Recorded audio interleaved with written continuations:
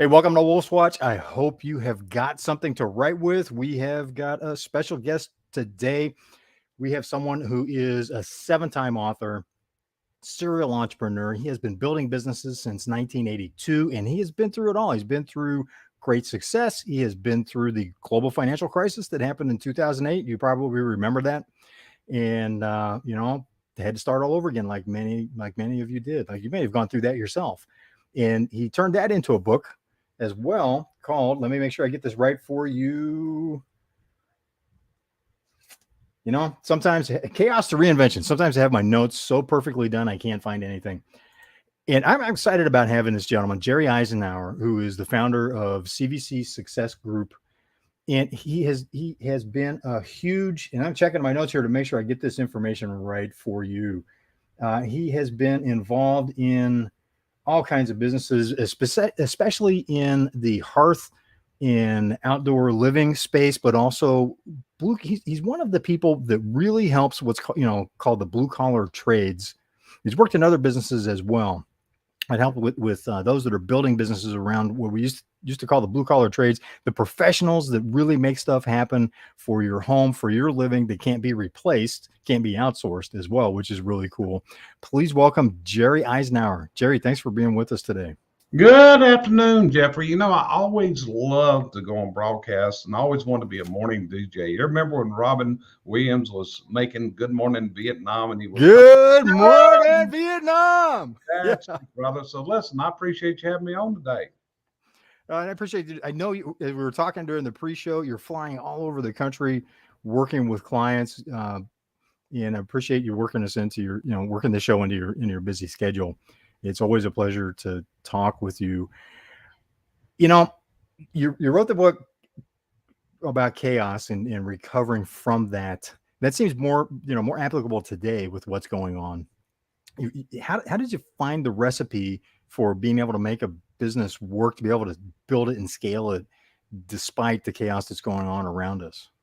Well, Jeffrey, one of the first things you got to do is you have to learn from your failures, and that's one of the things I did. A lot of times, I call myself one of the most huge failure stories that's ever been, because basically lost everything. I lost some businesses, lost my home, had to start all over from the bottom and restructure and build a new business. And what you've got to do is learn from those that have failed. But many times we just cannot undergo that pain of change. If we look at it, change is painful. And we all got to make a choice in life. Do we want to Yep. undergo that pain of change, or do we want to stay in the same pain we're in? So a lot of my story is learning from my failures in life. And that was what the book Chaos to Reinvention was all about. It was about telling about the failures that I had in life and coming up with the reasons and why, and tracing back to why did I fail in some of those pursuits, if that makes sense to you. Absolutely does. And I always like the analogy of bungee jumping. It's like change is like jumping off a bridge, and asking someone to do something different, it triggers the same response. It's just like, what? It's a different level, but it's hard to. Yeah. It can go everywhere from I really don't like this to just watching people freeze the first time that they bungee jump and they get stuck on the side of the bridge. Yeah. They can't get back to safety and they can't let go to let the process play out, even though they know that's going to be safe as well. Right. And we can look at the simple things in life, something as simple as just putting your pants on in the morning. I will guarantee you that you probably put the same leg in your pants every day when you get dressed. And just think for a minute, how hard would it be for you to change that habit? Because that's what happens. We get habits formed and then transitioning into something else. It's a really difficult proposition for any human being. Change is Yeah, difficult. it is. It is. So with tell us more about CVC Success Group. How did that start? Okay, so what we started out with, like I said, in 2010, and it's detailed in the book, we took a financial crumble. I mean, really big time in Wow. 2010. And I had to it was like finding something else to do. I had been self employed for a number of years, and things had actually been pretty good up until that financial crisis when we learned something at that point, which is the frailty of being bank funded, because I was. Because if the bank says tomorrow, hey, we got to have all this money back, what you going to do? And we were faced with that. We were given 5 days to come up with $1.3 million, which 5 was days. 5 days. Holy cow. And this was in 2009, 2010, which getting an appointment with a banker in 6 months was difficult. And then putting together what they call a deal, which is your funding, that can take Mhm. 6 months to 12 months. So all of a sudden, we were faced with this, and basically, I was out of business. I watched them sell homes. I watched businesses go away, watched all kinds of bad things happen that I never imagined could happen to you. So from this point, it's like I'm trying to run through my mind. Okay, what are you going to do now? You're 57 years old. You're 57. So what are you going to do at this point? And I went to an industry convention and I won an industry award. It was from the National Chimney Sweep Guild, and I won what was called the Lifetime Achievement Award there. And only be given 2 times in the history of the association. You Now, were the second recipient in the whole history of the organization? and over almost 40 years, I was the second Wow. recipient. And to this day, it's only been given 3 times. Okay. Wow. Because I poured my heart, my soul into that association and building that up. So, anyway, I've gone through this massive failure. And I had a really good friend, and his name is John Meredith. And John said, I want to have breakfast with you and Cheryl. Cheryl's my wife tomorrow morning. So we sat down and he said, Jerry, what are you planning on doing? I said, well, John, I really don't know. You know, we're up against the wall. We're flat busted. We got no funds. We can't go anywhere. And John said something to me then that invigorated me to move forward. And he said, Jerry, you need to become a coach. These guys need your help. You've been doing this for years from a volunteer standpoint, and you need to become a coach of other people. And Jeffrey, I had no idea at that point even what coaches did or what they were, but all of a sudden it gave me a new way to pursue stuff. So from that day forward, that's what we did. We started hanging our shingle. At first, we named our company Chimney and Venting Consultants because we were in the hearth industry, and we Okay. changed that to CVC Coaching a couple years later when Oh, we saw we were going to be doing coaching. And then as I added other people to the team, and we became a group, we started marketing ourselves as CBC Success Group, which is how we market ourselves today. So the CBC actually goes all the way back to the Chimney and Venting Consultant days when that was a brand that we had, which I actually still use that brand in certain things that we do. But the CBC was what was branded. That's what we're known by. If somebody says CBC, they know instantly if they're in our niche market, they're talking about us. and now you're national. Oh yeah, we were national right from the beginning because Oh, okay. okay, because we had a certain niche there. See, one of the things that is the most difficult there is, if you're going to become a consultant, is to become a coach or anything like that, is for you to be recognized. Okay, well, I Hmm. was already recognized. I had been teaching and training in these industries since 1984.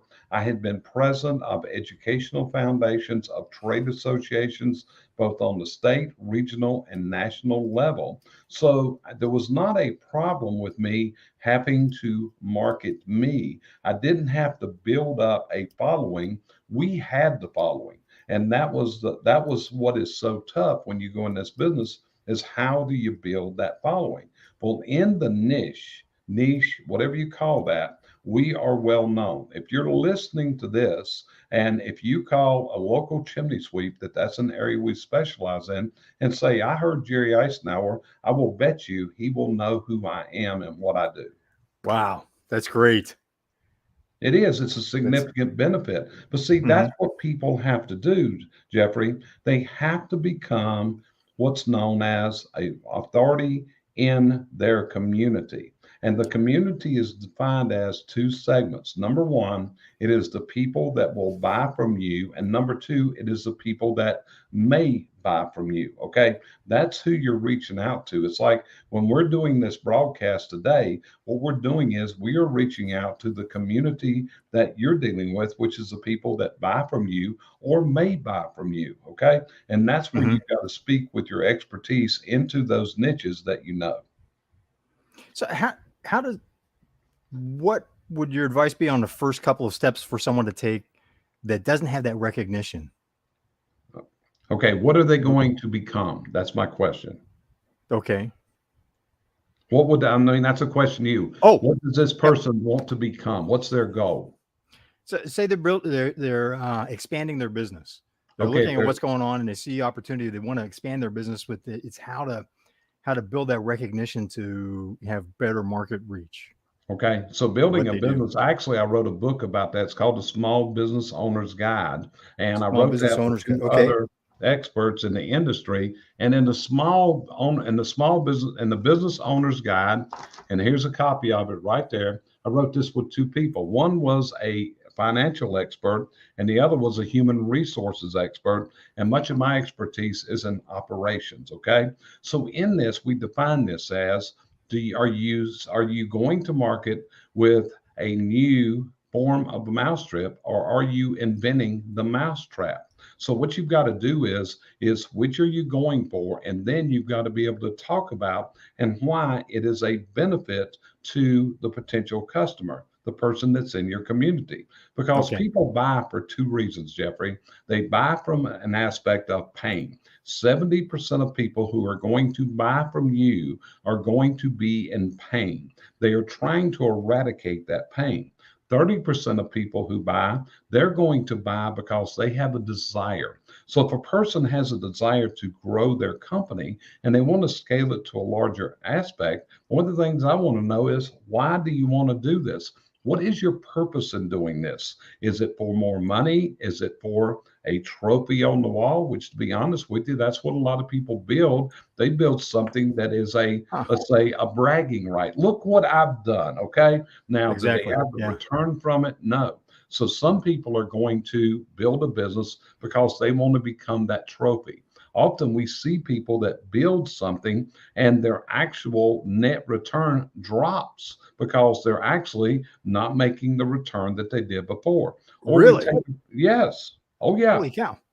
we see people that can double the size of their workforce, that their taking their salary doesn't go up and their profit level actually drops. Okay. Oh my gosh. Yeah, it happens because, and what happens is they don't build the correct model to deliver the return. So if they're looking at this business, and that's the question, okay, you want to do this, but again, what's your purpose in business? Why are you in business? Is it because you want more control over your life? Is it that you want more free time with your family? What do Hmm. you enjoy doing? Are you a visionary? Are you an implementer? What is this here? So you got to get down, and it's all about finding out the why you want to do this. Because if you don't know the why, how are you going to get there? It's like taking a vacation. Well, you live in LA. Somebody says, well, I'm going to go to Right. Disney World, Disneyland, where you're at. For me, it's Disney World in Florida. So if Yeah. they're going, my question would be, well, what do you hope to attain from this? Is it a lifetime experience with your kids? Is it an opportunity you just want to go there? You have to have that objective. And what do you want to gain out of doing this? Mm. It's always crucial to understand, to have a specific purpose. It is. And most people, they don't actually know their why. It's a really big thing. And a lot of times they don't have the energy to actually pursue the why. Running a business is not easy. Running a Nope. business is stressful. Running a business can tax everything you have. And depending on your employees, building your systems, making everything where it works properly, where everything flows, where you don't have fumbles and bad handoffs, and you don't have waste where the money is going out. All of this is hard work, and it takes a true dedication, not only of funds, but also of time, energies, and actual brain power to get there. Hmm. It requires being out of balance, focused on the business at different seasons Yes, it does. as And well. often, and again, you see a lot of people and they build a business and then they actually build the business where they are miserable. Okay. They have built something. It's kind of like the old adage, you got what you wanted, but now you really don't know what to do with it. Or another one Hmm. is, you got a tiger by the tail and you don't know how to control this tiger. The tiger is controlling you. You've lost your personal life. You can't have time with your family. You're going to go out and you're just blowing your life away. And are you truly having fun? Because I define success in the following way. Are you happy? If you're not happy, you're not successful. If you could have the most successful business in the world, you can achieve all these different things. But are you truly happy? What is it that will make you happy? Again, Jeffrey, it goes down to the why. The why is all important here. Yes, and happy isn't always about money. You know, hear the saying, "Money can't buy you happiness." It's usually somebody that's been broke all their life that says it, Yeah, but uh, it can certainly set the stage for being able to explore happiness. The best way I heard that framed that I resonated with was like, yeah, that can get money can take 8 to 9 of the problems that are really messing with your happiness in life off the table, so you can focus on the 1 or 2 that money can't solve. right. And you got to go back again. So Why are you self employed? Why do you want to do this? What's your purpose? And so many people don't understand what that purpose is. And they work for years and years. And then there comes that day and they're looking back. I mean, I'm 69 years old. I can look over a lot of lifespan behind me. And I can look at that. And what were the things that I did in this 69 years that truly made me happy? What were the things that I did that I can smile about, that I can say, hey, that's an accomplishment?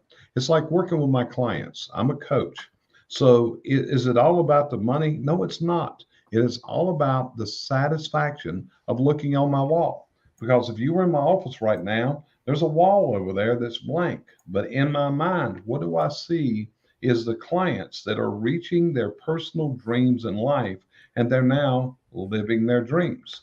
On this wall over here, I see the wall of the people that are hung that cannot make the change of where they need to go to. They keep firing the gun, but they yeah, don't get it ready and they don't aim it and they don't fire. Okay.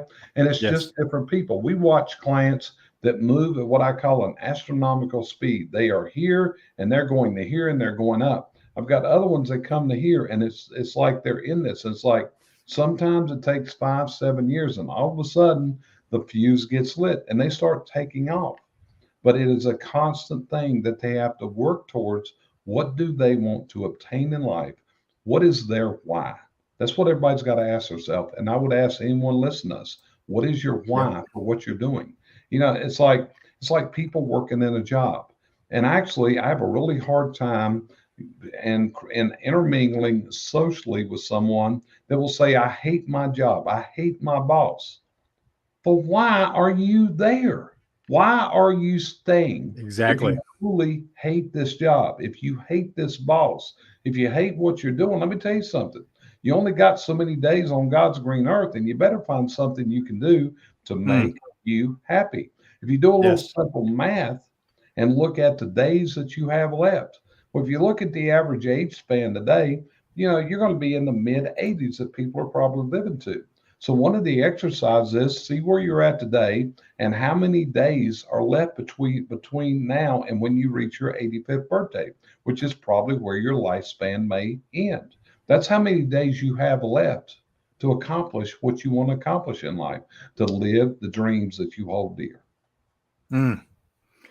That I want to shift gears a little bit because you reminded me of something that was a big change for me. I was at a client's holiday party, and my client's wife came over and said, "You know, we really appreciate the work that you're doing with him because things have changed so much at home."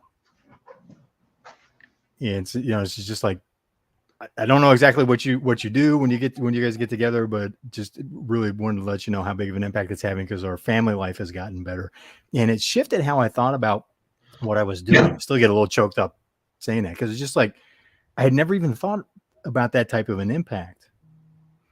And I wanted to ask how, because you've gone from building multiple businesses, service businesses, manufacturing companies, to being heavily involved in the industry that you're at. You helped shift the industry's focus into outdoor living spaces, expand beyond where they really traditionally sold, and now you coach other successful entrepreneurs. How the question is, how has the way you've thought about your role and what you do shifted? Oh, And if it has, tremendously. could you share a little bit on that? Yeah, Because and you I see could that in the size of business, but also in the role within the business. right, and I can tell you why the spouse said what they did. Because the person that they live with had no one to listen to. If you talk a Hmm. lot of times, it's very hard. And one of the biggest skills you can learn is how to listen and shut up. Okay. I have found that if people can simply have the opportunity, don't interrupt them, let them pour their heart and soul out to you, they really know the answers down deep inside. And it's a matter of being able to express, get out those fears that's blocking them, whatever the roadblocks are, and they talk it out. And you're a person that is listening to them. So by you listening to them, the client gets that mentor that they're needing, the person that can sit there and let them talk and help them Yeah. derive the answer they need to go with. Because again, it's never what the coach wants, it's what the client wants. And the Yes. job of the coach is to help the client derive the information, the knowledge, and the strength to go do what it's doing. I mean, and chances are you may be celebrating victories for that person. You may be pumping them up and telling them how great you are. I mean, what's happening and how they are amazing you with the movement they're making and what they do. And that's why a lot of times you'll find a spouse is so happy because instead of them being the sounding board, and they're tired of hearing it, they're just like slap out time. I mean, how often do you want to hear your spouse complain about their job, complain about their employees, complain about their conditions, Hmm. complain? You don't want to hear this. And so now by And having where's their relationship at that point, right? right, Because that's that's it. So you take that the relationship comes out of the toilet because now you provided a listening ear that can learns how to shut up, and that's one of the hardest things to do. One of the things that we advise everybody to do, Jeffrey. Do you know what DISC assessment is? DISC. yes, yes. I am a high I, high D with almost no S and C. Just Okay. So one of the create some things challenges. is the first thing that a person has to do, and we start every relationship this way with a DISC Oh, assessment of the okay. individual and also of their leadership team. And the DISC assessment that tells us about their behavior patterns, the way they are. You may not believe this, but I'm a pretty high D. Would you guess that part when you talk when I'm talking Uh, that I'm a high D here? Okay. oh, you could knock me over with a feather. There you go. So I'm a high D. Yes. So one of my And hardest things. even so, as you're watching this, if you're familiar with Jeffrey Gitomer, even Jeffrey Gitomer says Jerry Eisenhower is very direct, no BS. So as a high D, Jerry, absolutely. That's Right. So one of the hardest skills for me to learn, Jeffrey, is simply the skill of listening. I actually had to go through coaching classes and be able to shut my mouth and not say a word and let people get their things out. And see, this is one of the problems. If one human being interrupts another human being, it is the most highly insulting thing that you can do to a person. It is also one of the most frustrating things you can do. It's just like now when we're doing this broadcast interview. We can't interrupt each other. If we do, it throws the whole thing off. I've got to listen for you and know when it's time for me to talk. And the same token, you have to do the same.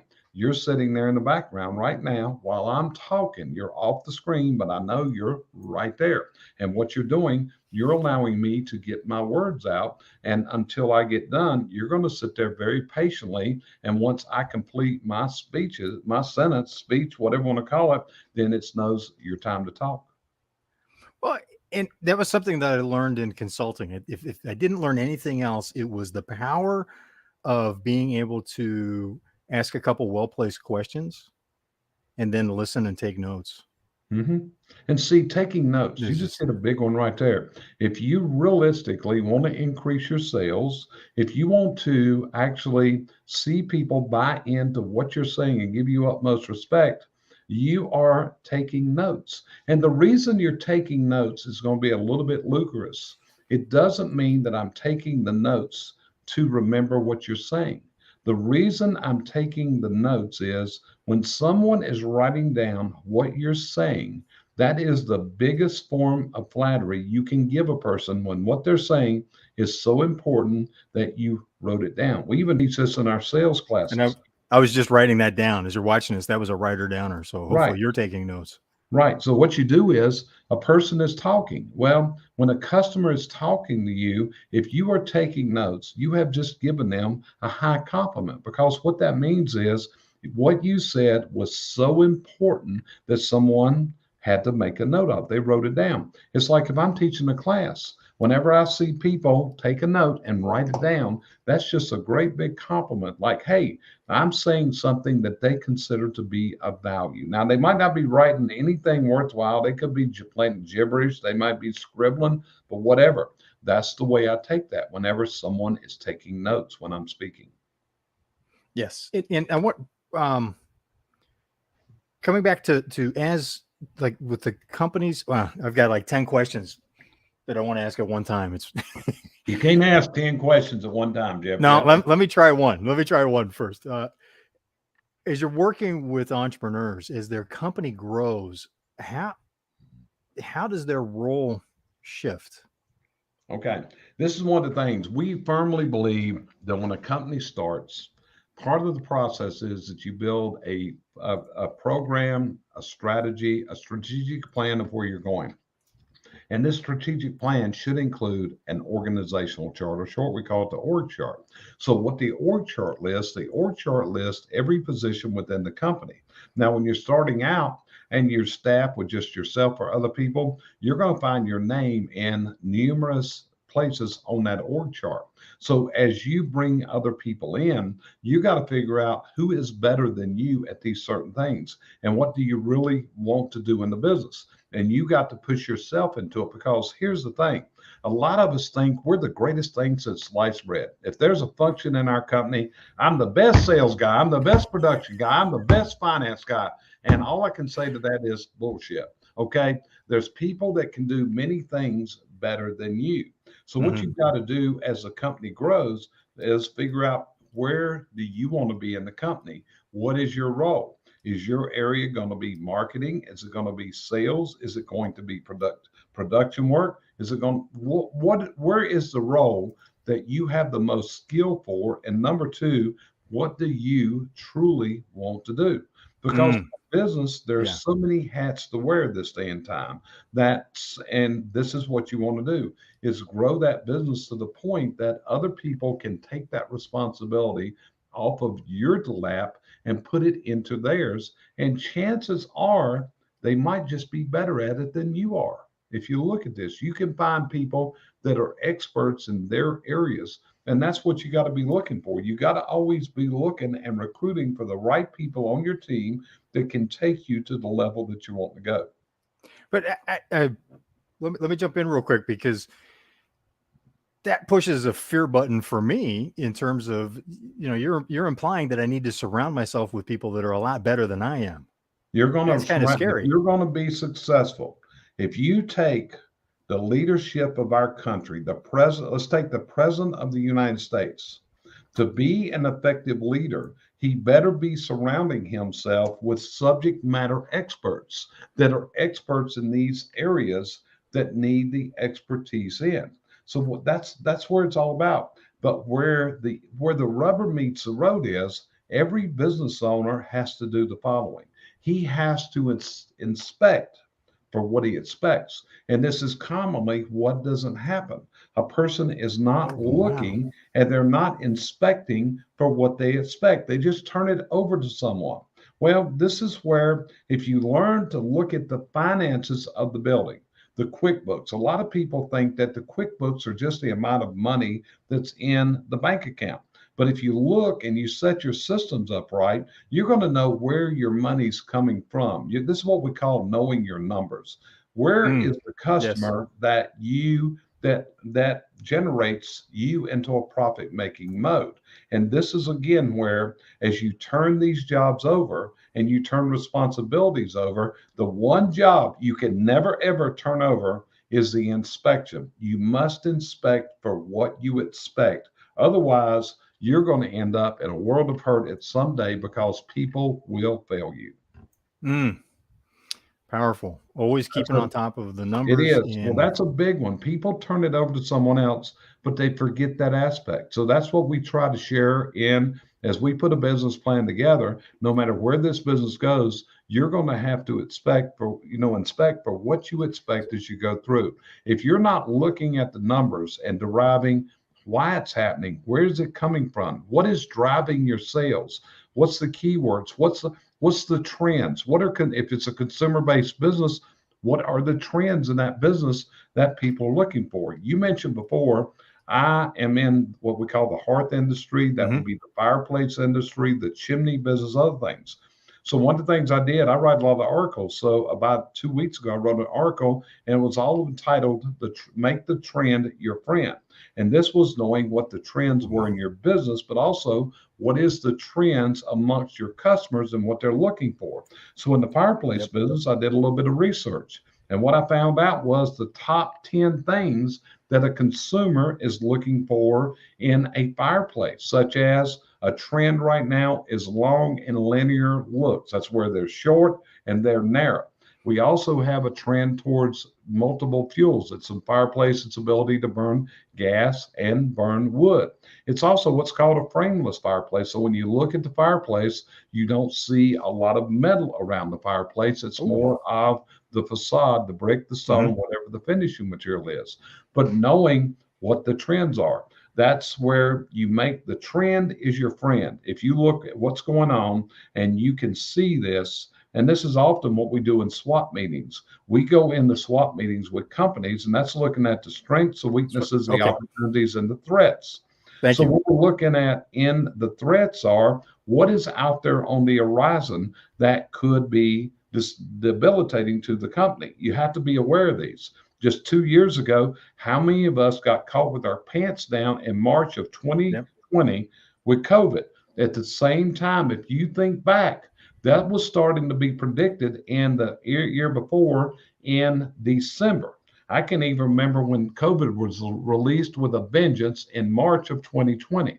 And the reason I remember this date, I was actually in New Orleans and we had no idea what was getting ready to happen. And by Wednesday of that week, we thought the world was going to shut down. In fact, we had people that were wondering if the airlines were still going to be running later that week. People were actually getting out of town, getting on flights and checking rental cars to get home because we were in that kind of a fear. And because it just hit with this vengeance all at once. It was in the middle of March in 2020. It hit with a vengeance. And we know what happened after that. The whole world turned upside down over the next 2 to 3 months. Every single day, I'd turn on CNN, and all I heard was Governor Cuomo from New York. Every single day was on CNN.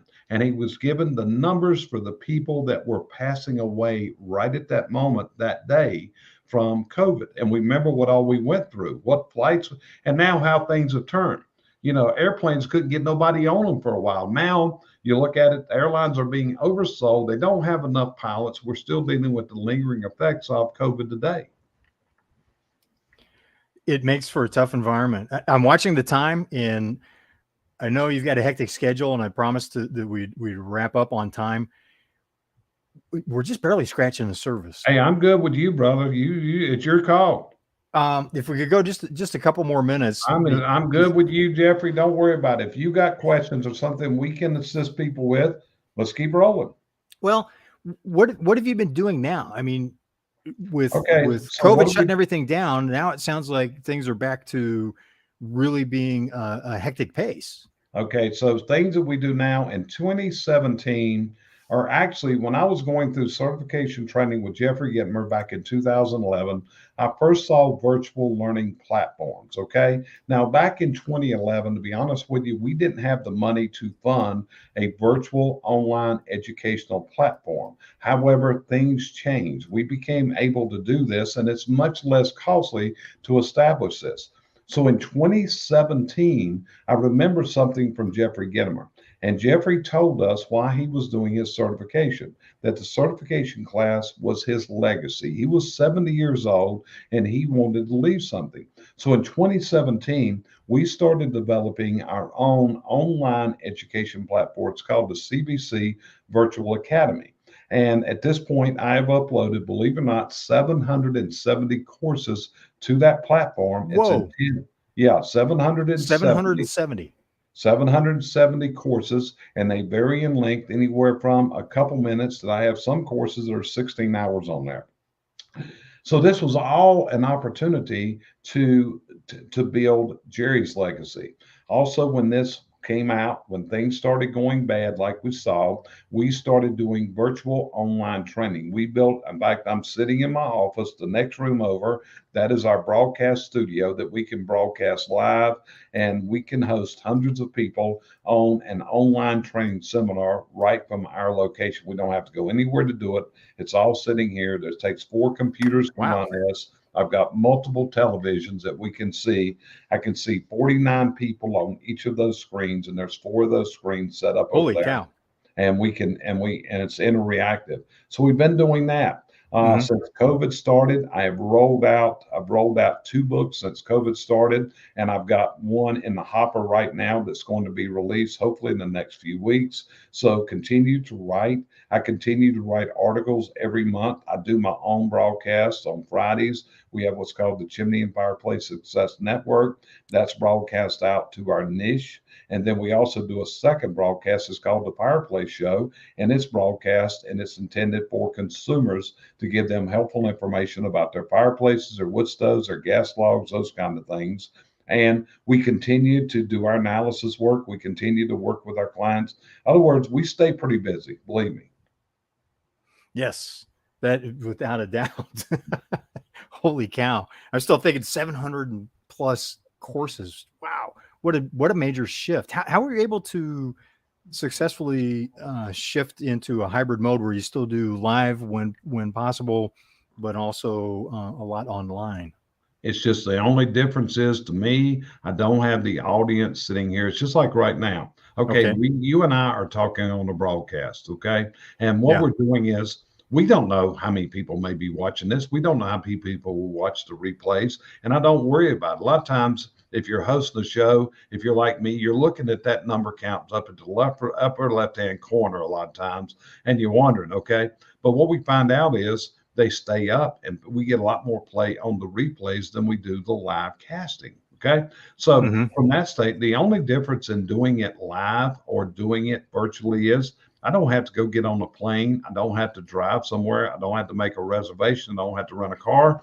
I just walk Amen. downstairs. I click a button, and then the video people, they turn everything on and we're ready to rock and roll. That is incredible. It certainly makes it possible to reach more people with less hassle. Yes, it does. Plus, so many people are scared to travel. So it took to traveling. One of the things that we did in 2020, we saw that education and training, people couldn't attend live classes. So as a contribution to the industry for 3 months, we put on 3 free 2-hour trainings every week for Whoa. 3 months. And we didn't Okay. charge a dime. We just allowed people to attend that were in the industry. It was our way of helping people because they had people that were stuck in homes, that at home couldn't go to work. So it was our way to try to help train these people during this period of significant downtime. Yes. And William Schaefer, thanks for being part of the conversation. Wanted to say hi back. It's this is, as you're watching this is live 21st century television, right? Live and interactive. So bring your questions, bring your notes, Yeah. And be Jeffrey, part of the conversation. that's the great thing about today. Okay. 10 years ago, we didn't have the technology and we didn't have the funding to do something like you and I are doing 10 years ago would have Yeah. cost a tremendous amount of funding. And you and I also had to learn how to function. We are using a program called StreamYard. Well, we had to learn how to make use of StreamYard because this is doing in both a live broadcast and it's also going to be in a podcast. Well, that took some technology shifts for you, I'm sure, just like it did for me to learn how to do these type things. And also it took me finding virtual assistants to do a lot of this. Like we have a virtual video guy, we have a virtual audio guy. We never see these people. We just send them what we need, and then we get a bill from them for their services they're rendered.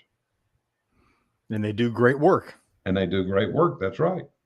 They do, because there's the longstanding. So many of us are used to. I know it was a big shift for me when I started working more in virtual mode. But there's that tendency to want to have people in the office or on the job site that don't necessarily have to be there. How do entrepreneurs make that shift? Well, number one, there's two classes of people. Some people cannot work alone. In other words, working from home is not something that suits everybody. If you look at a younger population, look at how they gather with their laptops at a Starbucks coffee shop or other places where they got to be around other people. Actually, I actually rented an office or office space in what I called a millennial office for 2 months one time. And this was what they called shared office space. It was downtown in Concord where I live.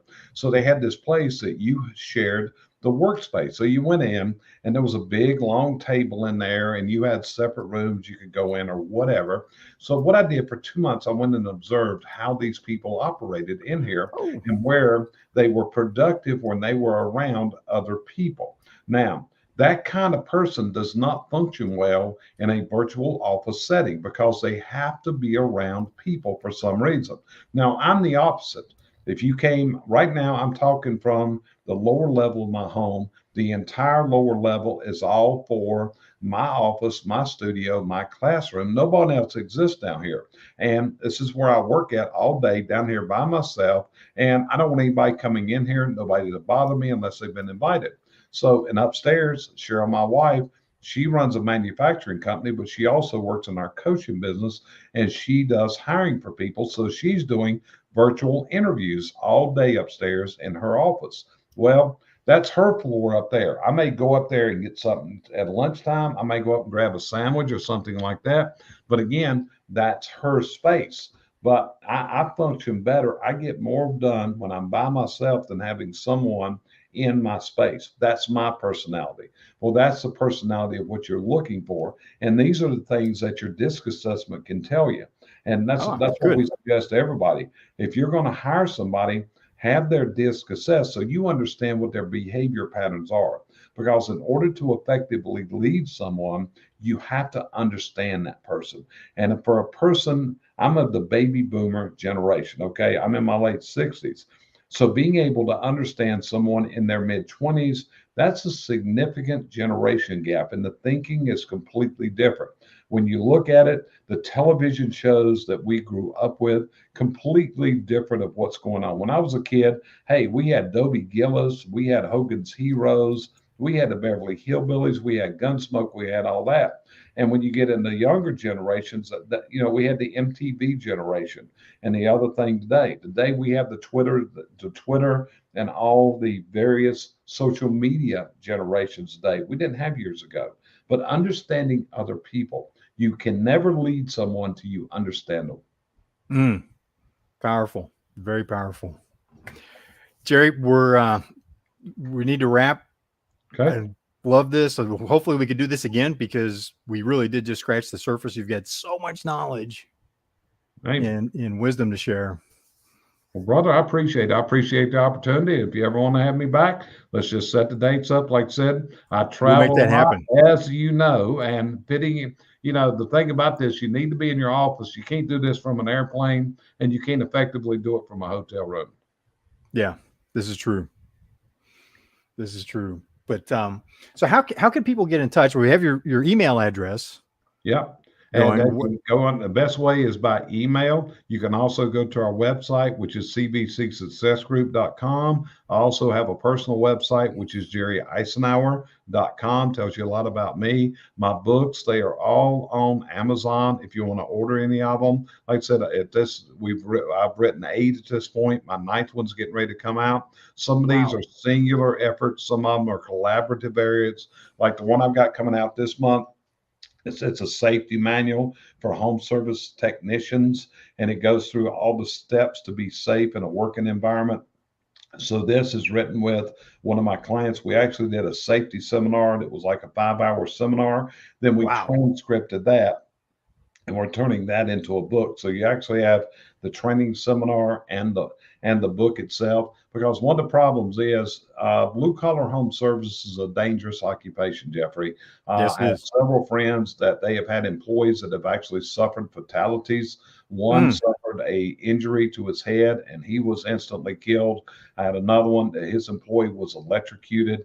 Believe it or not, during fog, whenever that a lot of people don't know this, but electricity can travel from your house circuit through fog. So he was on metal Yep. scaffolding, and the electricity arced from the electric service to the house and traveled through Mm. the fog and then electrocuted him.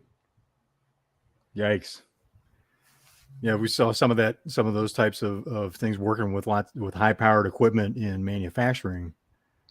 Yeah, it truly is. You look But right now, it's like there's a race car driver, Kurt Busch, and he had yeah, a head injury like 5 weeks ago. He's not being cleared to race again because the risk of another head injury. And yeah, that's the number one danger from a fall is going to be a head injury. When you fall off a ladder, a head injury that's the number one long term. And if you injure your head, you might be getting coloring books for Christmas for the rest of your life. yes, yes. Safety is a huge issue. Jerry, Yes. thanks so much for being with us today. And as you're watching this, William, thank you. Learned a lot. Yes, I did too. And as you're watching this, you see me look down every once because I was taking notes. So hopefully you are too. Always gold nuggets that you can apply in your business and life when talking with Jerry. Okay. Jeffrey, thank you very, very much for the privilege and the honor to be here with you today. Likewise, I feel the same way. It's an honor to have you on the show. And as you're watching this, thank you so much for being part of Wolf's Watch. I'm Wolf. This has been Wolf's Watch, and I'll see you